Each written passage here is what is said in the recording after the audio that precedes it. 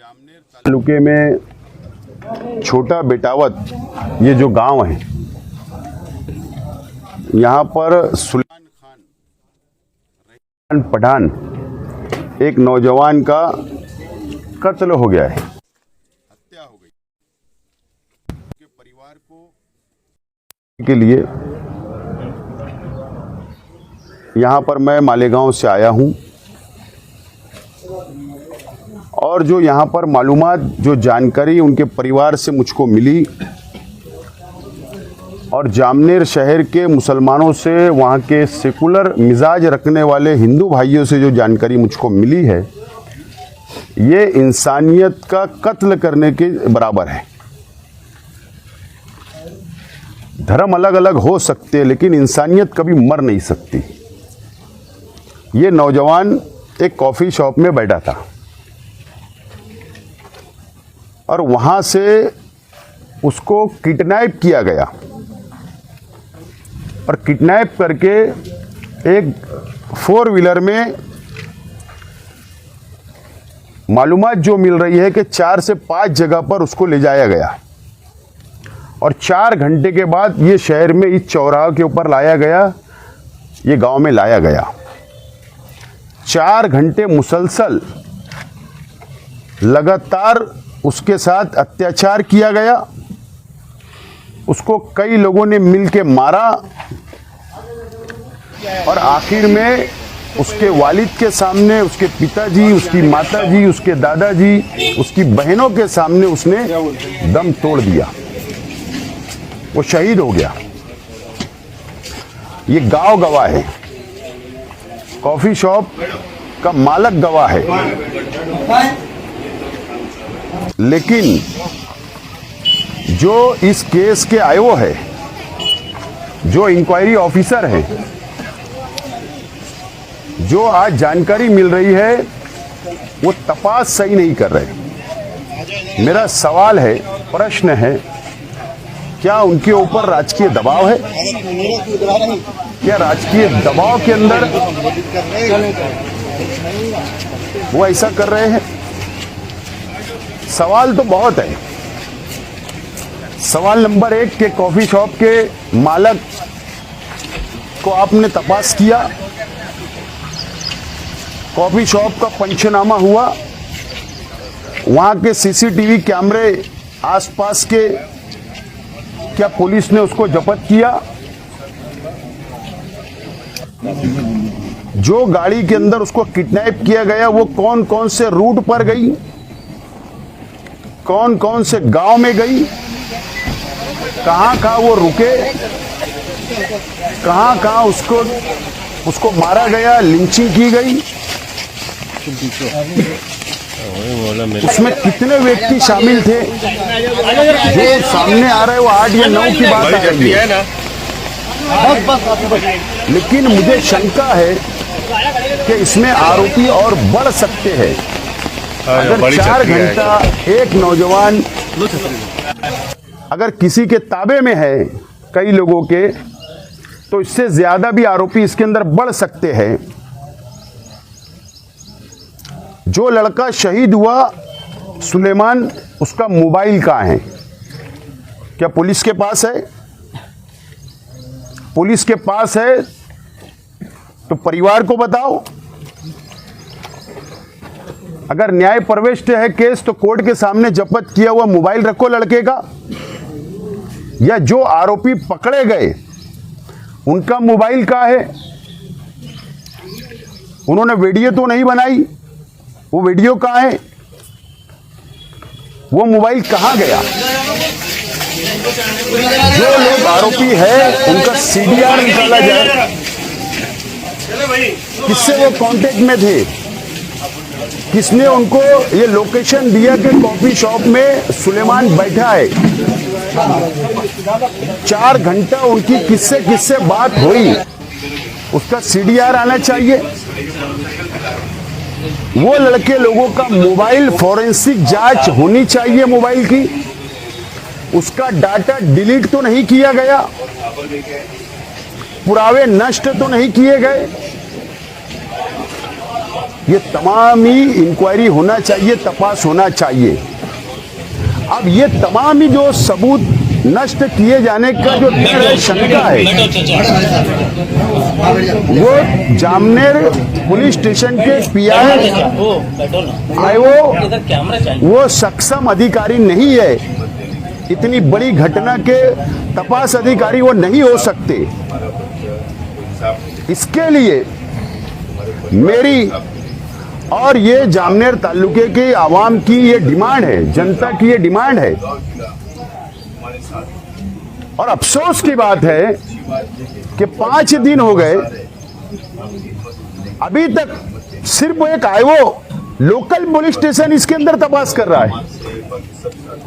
कम से कम DYSP range के अगर अधिकारी को भी दिया जाता तपास तो हम मान लेते कि पुलिस इसके अंदर ईमानदारी बरत रही है, ईमानदार है, लेकिन हमको बेईमानी लग रही है। इसके लिए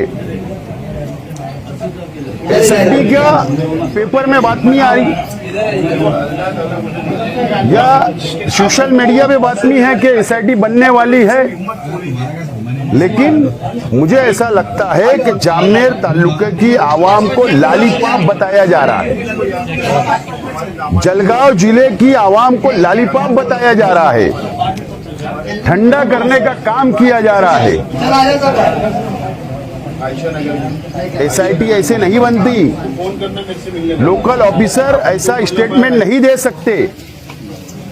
एसआईटी महाराष्ट्र सरकार के मुख्यमंत्री और गृह मंत्री को अधिकार है कि एसआईटी इस केस के अंदर बनना चाहिए और आईपीएस रेंज के अधिकारी को एसआईटी का प्रमुख बनाया जाए। जब जाकर सुलेमान वो नौजवान को इंसाफ मिलेगा, इनके परिवार को इंसाफ मिलेगा। मैं आज विनती करता हूं, इस विधानसभा क्षेत्र के आमदार और महाराष्ट्र गवर्नमेंट में मंत्री आदरणीय गिरीश महाजन साहब से कि आपके मतदार संघ की यह घटना है, ये इंसानियत को खत्म करने वाली घटना है। आप थोड़ा इंसानियत को देखते हुए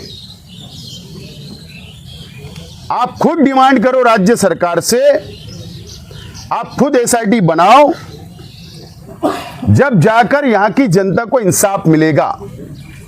हमारी जरूरत नहीं है, जनता को डिमांड करने की जरूरत नहीं है। स्थानिक आमदार साहब मंत्री भी है, उनके एक पत्र पे एसआईटी बन जाएंगी 1 घंटे में।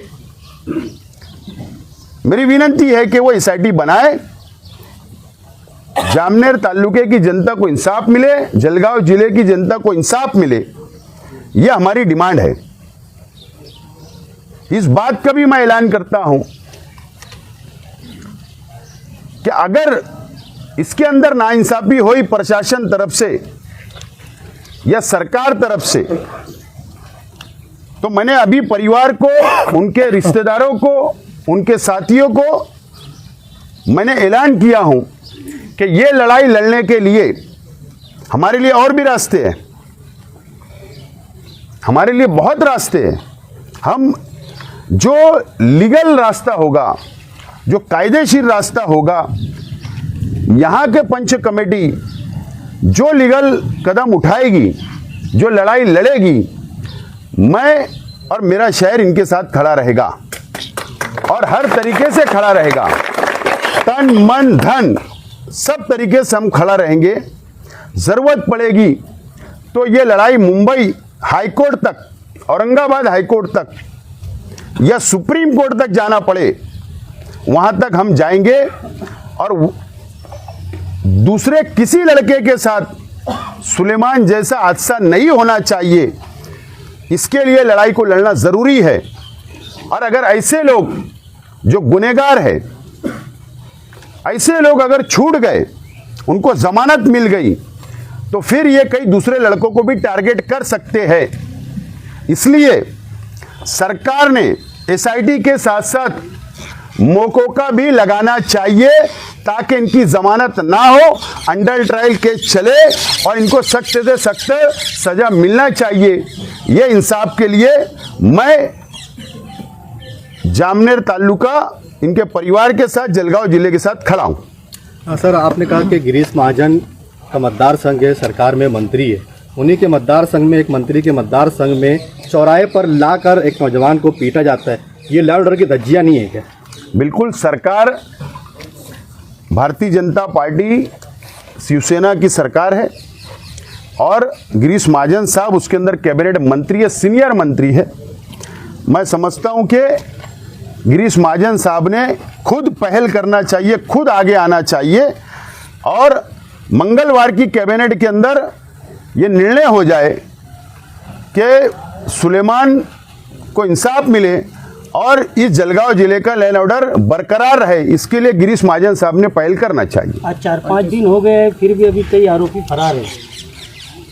जब तक इसके अंदर एसआईटी को स्थापना नहीं होती, अगर इसके आयोग तपास अधिकारी डिप्टी लेवल के नहीं होंगे, आईपीएस लेवल के नहीं होंगे, तो कई आरोपी ऐसी भागते रहेंगे, पुलिस के हाथ लगेंगे नहीं।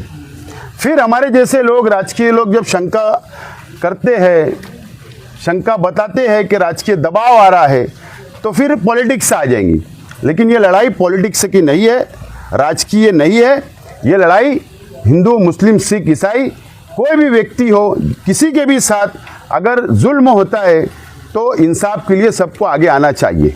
महाराष्ट्र में इस तरीके की तकलीफें दी गई थी, वो यानी पता चल रहा है कि बहुत ज़्यादा तकलीफ दी थी, उसके नाखून वगैरह भी निकाल 4 घंटा मुसलसल लगातार वो उनके कब्जे में था।